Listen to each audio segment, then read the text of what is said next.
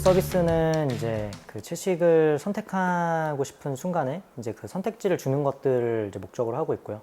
저희가 해결하는 문제는 이제 한국에서의 채식 접근성 문제.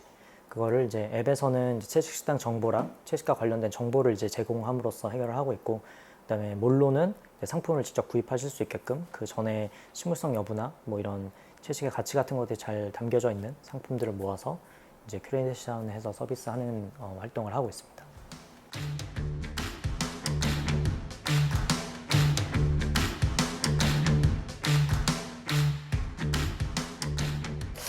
원래 창업을 생각해 본 적은 사실 없었고요. 그냥 근데 게임 업계가 약간 그렇게 이직과 창업이 되게 좀 잦은 업종이긴 했어요. 그래서 제가 이제 그때 당시 넥슨 공채 1기였는데 그때 동기들 중에서 거의 한 2년 정도 지나니까 거의 한 50%에서 70%는 없더라고요. 다 다른 데로 이미 이직을 했고, 왜냐면 이제 거기 자체가 이제 게임 프로젝트별로 이제 움직이는 거여서 만약 프로젝트가 접히거나 이러면은 뭐 다시 뭐 다른 프로젝트 가거나 아니면 다른 데 가거나 아니면 내가 뭐 새로운 프로젝트에 합류하고 싶어. 그럼 이제 그런 것도 좀 약간 자유로운 문화여서 그런 거에 대한 부담감이 없었던 것 같고, 창업도 마찬가지로 이제 어떤 팀이 나가서 창업했다가 다시 또 원래 있던 회사에 들어오기도 하고, 아니면 옆 회사 갔다가 다시 또 이 회사 들어오고, 뭐 이런 것들이 좀 이렇게 되게 잦았던 것 같아요. 그래서 뭐 그런 거가 뭔가 좀 그렇게 막 굉장히 고민을 하면서 시작을 해보진 않았던 것 같고, 이제 사내 벤처 그런 프로그램 같은 게 있었거든요. 그 내부적으로 그거를 어떤 팀이 지원을 하면은 그 특정 게임을 만들 수 있게 지원을 해주는 거였는데, 이제 그거를 썼다가 떨어졌어요. 이제 떨어졌는데 그걸 안 해보고 그냥 계속 회사를 다니기 너무 아쉬운 거예요. 그래서 안 시켜주면 우리가 그냥 직접 해보자. 진짜 그 정도 생각으로 바로 창업을 했는데, 그 정도로 생각으로 하니까 엄청나게 힘들더라고요. 엄청 많은 시행착오를 겪었습니다.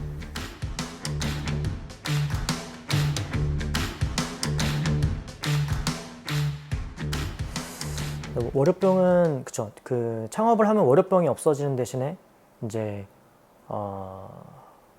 급여병이 생겨요. 급여날이 되면 마음이 무거워지고, 어떻게 이거 급여를 다 지급할 수 있을까? 급여일 한 1, 2주 정도 전부터 마음이 무겁고, 그 급여를 지급한 이후에는 다음 달 급여는 또 어떻게 지급을 해야 되지? 뭐 이런 게 생겨가지고, 그런 그러니까 사실 뭐 무슨 병이다라고 하는 거는 업무로 인한 압박감 때문에 내가 우울감에 빠지는 상태인 거잖아요. 근데 그거는 사실은 직장인이었을 때보다 대표였을 때가 더 큰 것 같아요. 그 크기는.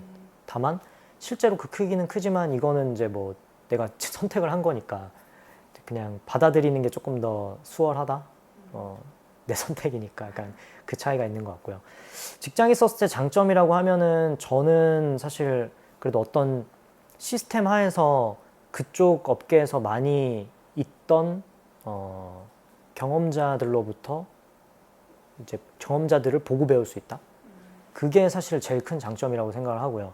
창업을 하게 되면은 대표가 그 역할을 해야 되는데, 이제 만약에 어떤 시장에 대해서 경험이 없거나 혹은 어떤 업무 스킬적으로 부족하다고 하면은 그것들을 더 이상 전수해 줄 사람이 없는 거예요. 보통 이제 대표보다 뛰어난 사람들이 팀에 합류하는 시점은 그래도 꽤 큰 투자를 받은 이후 시점일 텐데, 그럼 그 전까지는 사실은 대표가 끌어가야 되는 그런 조직 형태가 되기 좋거든요. 근데 이제 아무래도 직장에서는 그런 부분들을 배우면서 나보다 더 이미 뛰어난 사람들 많은 데에서 할 수 있다라는 게 뭐 가장 큰 장점인 것 같고, 그거 이외에 그냥 이제 업무 외적인 거로 보자면은 오히려 자유시간은 그 직장 다닐 때 훨씬 많고요.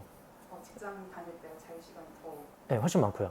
네, 어쨌든 뭐 규정된 업무 시간 이외에는 내가 마음대로 쓸 수 있는 거고, 뭐 여가 활동도 할 수 있고, 그 다음에 뭐 여러 가지 취미 생활도 할 수 있는데, 그런 점은 훨씬 좋은 것 같고, 그 다음에 이제 안정적으로 이제 급여가 어쨌든 들어오니까 그런 부분들 장점이라고 하면, 단점은 이제 내가 하고 싶은 일을 바로 하진 못한다. 이제 이걸 하고 싶은 일이 있으면 윗선을 설득을 해야 되고, 그 다음에 뭐 그게 이제 뭐 거기에 필요한 여러 자원들도 그 조직 내에서 어떻게 해야 되고 뭐 이런 제약사항들이 많은데, 그게 좀 단점인 것 같고요. 뭐 그거를 역으로 뒤집은 게 이제 창업의 장점일 것 같아요.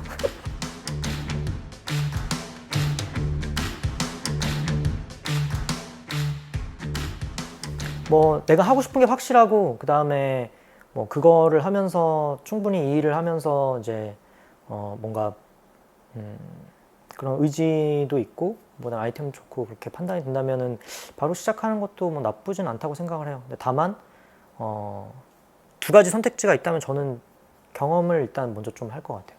지금 다시 돌아가서 시작을 하라고 하더라도 창업을 바로 하지 않고 회사를 일단 들어갈 것 같아요. 근데 거기서 배우는 것들이 어마무시하고, 왜냐하면 창업을 하게 되면 보통 그러니까 새로운 문제들을 계속 이제 맞닥뜨리게 되고 이걸 어떻게 해결하지? 에서부터 시작을 하게 되는데 어떤 조직을 한번 거치게 되면은 그 조직에서는 어떤 식으로 문제를 해결하는가가 이제 어느 정도 경험치에 축적돼서 그런 문제 해결 방법론들이 있거든요.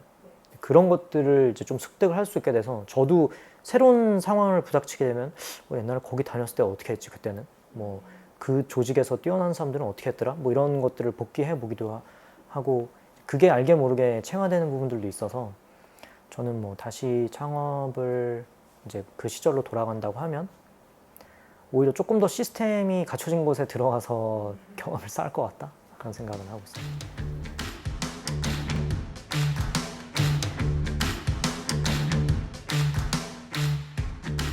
사무실 여기까지 계속 이제 무료 사무실들 계속 지원 사업 써가지고 받아서 이제 뭐 1, 2년마다 계속 돌아다니고 있고요. 첫 번째는 그 SK 사회적 기업가 센터에서 시작을 했었어요. 그리고 두 번째는 그 네이버 D2 캠퍼스라고 이제 거기에서 있었고, 지금은 이제 소셜 캠퍼스온이라는 곳에 있습니다. 대부분 이제 지원 사업들이나 뭐 이런 거 통과하면은 이제 뭐 짧으면 6개월, 뭐 길면은 2년 뭐 이렇게 있을 수 있는 곳들.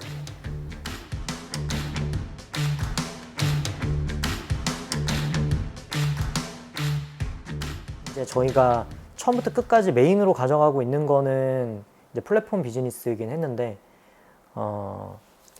아무래도 이제 그거는 제가 이제 경험이 그쪽에 있다 보니까 계속 그런 쪽으로 좀 더 생각을 하게 되는 것 같고, 결국은 큰 임팩트를 내는 거는 저희가 돈도 없고 뭐 아무것도 없는 사람들이잖아요. 조직도 작고. 그랬을 때 IT의 힘을 빌어서 그러니까 무언가를 했었을 때 되게 소수가 뭔가를 했었을 때 그 결과값이 되게 큰 거는 무엇인가라고 했었을 때 막 공장을 지어가지고 한다든지 아니면은 뭐 어떤 서비스 형태를 뭔가 한다든지 하는 거는 이 투입되는 자원에 비례해서 임팩트가 나온다고 저는 생각을 했는데, 특히 IT나 플랫폼이나 이런 부분들은 굉장히 소규모의 인원이 뭔가를 시도를 했었을 때 그 문제를 잘 해결한다면은 그 결과값이 굉장히 큰 해결 방법론이라고 저는 생각을 했거든요. 부가가치가 굉장히 높은 산업이기도 하고, 그래서 그런 쪽으로 조금 계속 고민했던 것 같아요.